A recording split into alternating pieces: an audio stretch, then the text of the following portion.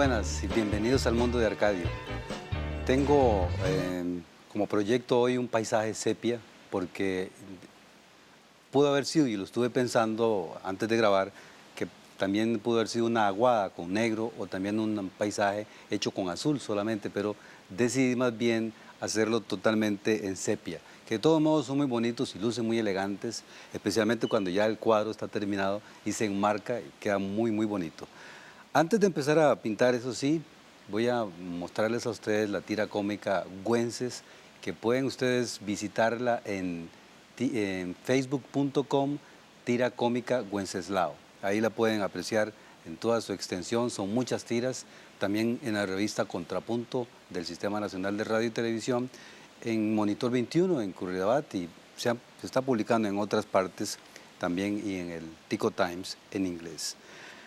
Así es que, para empezar, quiero decirles que la posibilidad de hacer el cuadro con el sepia es especial porque primero que nos preocupamos solamente por un color y segundo que el sepia es un color fuerte y que le da bastantes tonalidades. Y si no, pues puede usted usar el Bandai, que es un color muy similar, es un tono sepia bastante fuerte.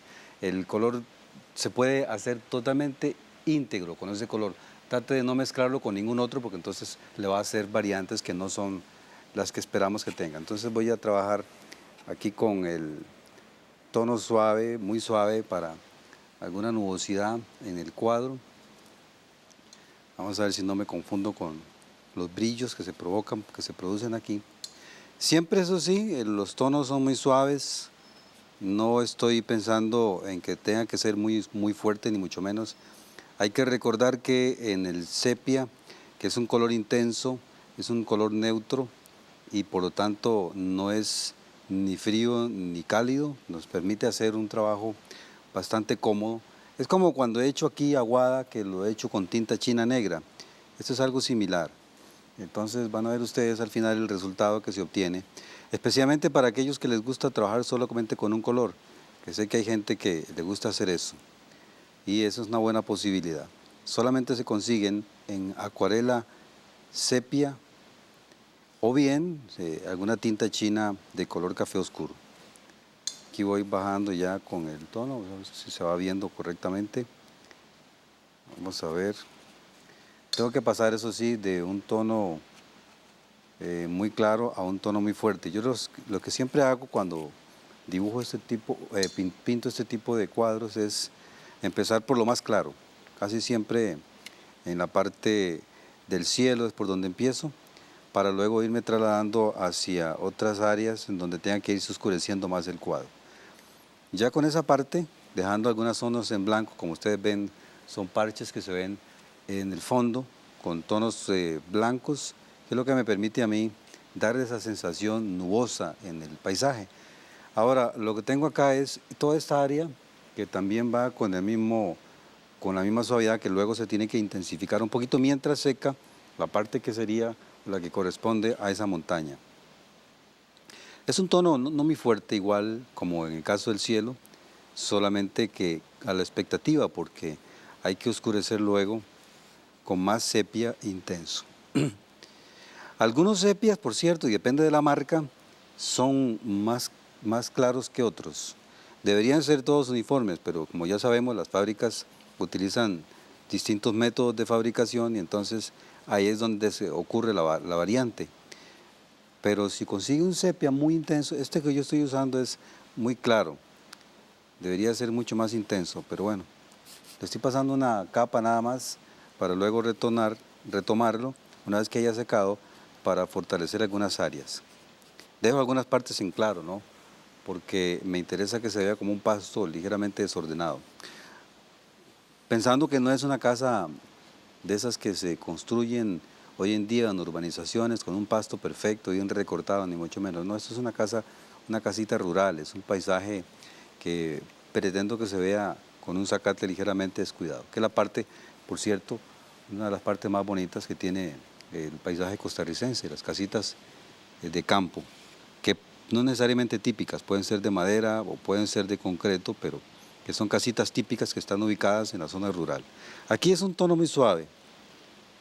Esta parte funciona pues, precisamente como una parte aislante entre una zona que puede estar llena de tonos oscuros, como lo vamos a ver ahora, y otra más intensa todavía. Entonces se convierte como en una especie de pasadizo o corredor natural. Es una zona de mucho pasto que no lo vemos tampoco como algo con mucha sombra. De hecho, si hubiese sombra ahí, yo tendría que estar pensando en qué tipo de sombra lleva, porque no tenemos árboles, no tenemos absolutamente nada. Es cuestión nada más de ir dejando un área de mucha luz con un pasto más claro para dar un poco de respiración al cuadro. Recuerdo que en la universidad un profesor siempre me decía, un compañero, que era bueno dejar muchos tonos blancos en la acuarela. O sea, al decir tonos blancos se refería a no pintar ciertas áreas. Vamos a ver si le pongo el tono del cerro. Se busca uno un pincel un poquito más, más pequeño, más finito, para ir colocando el tono sepia un poquito más oscuro, o sea, con menos agua. Me estaban preguntando, por cierto, en Facebook, en Cartoon Arcadio Esquivel, que es mi perfil en Facebook, la gente, qué tipo de pincel o qué número de pincel. Bueno, pero es que es difícil decir porque el número de pincel dependerá mucho del tamaño de la superficie que se esté pintando.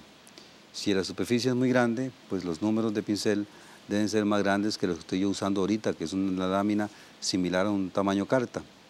Entonces yo ando aquí desde el número 2 hasta el número 12 y hasta el número 15 en pinceles. Va a variar de acuerdo al tamaño de la superficie que usted esté pintando. Ya tengo toda esa parte trazada atrás, ya vemos el cerro, vemos esta zona que les digo que es una especie de respiración, una especie de respiradero en el cuadro, algo que le da más aire, más luz. Ahora solo me voy a trazar un poquito de sombras en la casita para ir dejando esa parte lista. Y es que las sombras se deben pasar casi siempre al principio. Secan y después uno las retoma para que se vean totalmente terminadas.